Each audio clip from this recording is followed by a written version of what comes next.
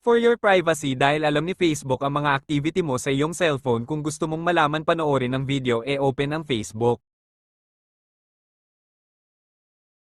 Pindutin ang profile sa taas. Pindutin ang tatlong linya. Pindutin ang settings and privacy. Pindutin ang settings. I-type mo dito sa search settings ang activity. Pindutin ang Your Activity of Meta Technologies. Dito mo makikita ang mga activity mo kagaya sa mga apps na ginagamit mo sa iyong cellphone. Pindutin mo lang ito. Ang sakin ay na-clear ko na dati kaya wala na akong makikita dito. Pagkatapos mong matingnan dito, pumunta ka dito sa Clear Previous Activity para ma-clear mo lahat ang nasa recent activity mo. Pindutin mo lang dito ang Clear.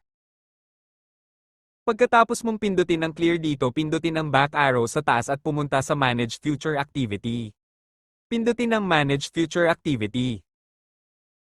Piliin mo dito ang Disconnect Future Activity para hindi na malalaman ni Facebook ang mga activity or mga ginagawa mo sa iyong cellphone. Pagkatapos pindutin ang Continue na lalabas. Pindutin ang Disconnect Future Activity.